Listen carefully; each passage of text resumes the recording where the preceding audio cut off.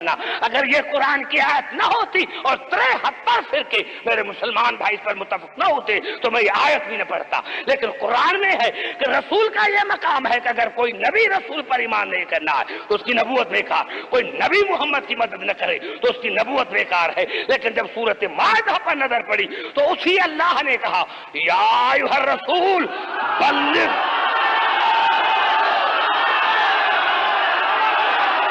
بڑا جملہ میں یا ایھا الرسول، یا ایھا الرسول. سمجھ سنیں جملہ سنیں کہ میں کیا کہہ رہا ہوں. جملہ سنیں جہاں جہاں میری آواز آ رہی جہاں سنیں غور سے جملہ سنیں. یہ جملہ میرا جملہ ہوا میں اڑ نہ جائے.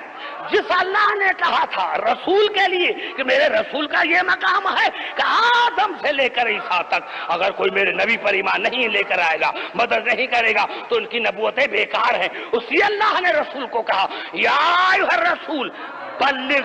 ابلغ نہیں، اے میرے رسول ضرور پہنچاؤ.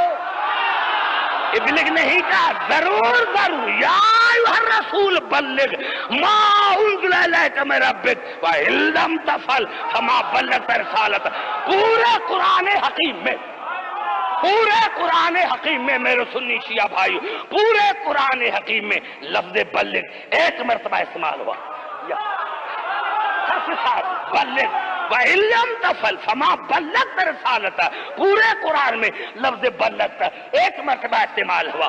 اس آیت میں میرے رسول اور علامہ اشرف الفی تھانوی نے کیا ترجمہ کیا کہ میرے رسول جو تمہارے پروردگار کی طرف سے نازل کیا گیا ہے، اگر تم نے نہیں پہنچایا تو تمہاری رسالت بیکار ہے. یہاں سے پتا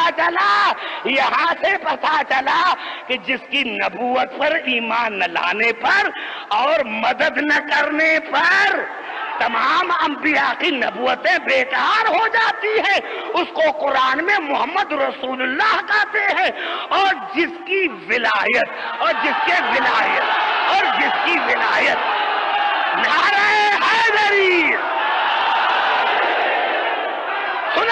پوری توجہ میرے بھائی، سنیں. جس کی نبوت پر ایمان نہ لانے پر اور مدد نہ کرنے پر تمام انبیاء کی نبوتیں بیکار ہو جاتی ہے، اس کو قرآن میں محمد رسول اللہ کہتے ہیں. لیکن جس کی ولایت کا اعلان نہ کرنے پر رسول کی نبوت بیکار ہو جاتی ہے، اس کو قرآن میں علی ولی اللہ